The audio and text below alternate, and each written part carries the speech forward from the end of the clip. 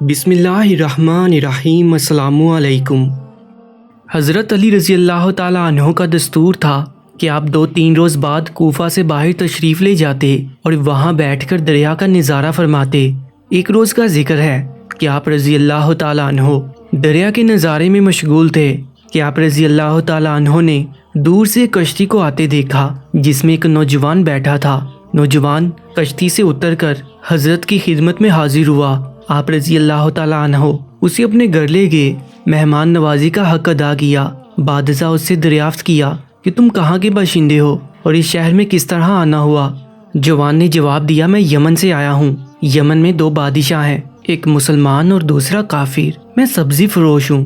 میری دکان کافر بادشاہ کے محل کے دروازے پر ہے۔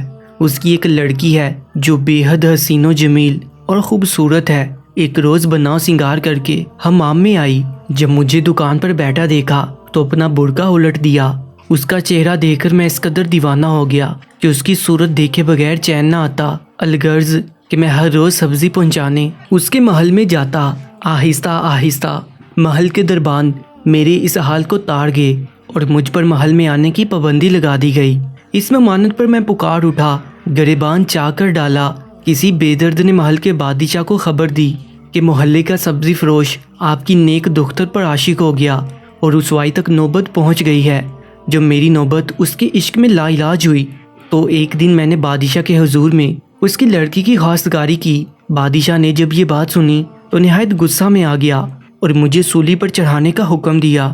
میرے لبوں پر بے اختیار دعا آئی۔ یہ دعا کارگر ثابت ہوئی اور بادشاہ کا پیادہ آیا اور کہا کہ سبزی فروش کو بادشاہ نے طلب کیا ہے۔ اس طرح میں بادشاہ کے حضور میں پیش ہوا۔ اس کا وزیر بڑا عاقل تھا، اس لیے بادشاہ سے کہا کہ اسے معاف کر دے۔ میں اس کے ذمے ایسا کام لگاتا ہوں جس کا پورا ہونا ناممکن ہے۔ وزیر مجھ سے مخاطب ہوا اور کہا، کیا تو شہزادی سے شادی کا خواہش مند ہے؟ میں نے عرض کی، دل و جان سے، خواہ اس کے لیے مجھے جان کی بازی کیوں نہ لگانی پڑے۔ اس نے یہ شرط رکھی کہ تو علی ابن ابی طالب رضی اللہ تعالیٰ عنہ سے مقابلہ کر اور اس کا سر اتار کر لا۔ اگر تو نے یہ بات پوری کر دی تو تجھے بادشاہ دامادی کے شرف سے ممتاز کریں گے اور تجھے اس کی حکمرانی بھی عطا کریں گے۔ اے میرے مہربان میزبان، میں اس غرض سے اس ملک میں آیا ہوں تاکہ علی رضی اللہ تعالیٰ عنہ سے مقابلہ کروں اور اس کا سر بادشاہ کے حضور میں پیش کروں، مگر میں یہاں اجنبی ہوں، میں علی کو جانتا نہیں۔ تو میری رہنمائی کر اور مجھے علی رضی اللہ تعالیٰ عنہ کے پاس چھوڑ آ، تمہاری بڑی مہربانی ہوگی۔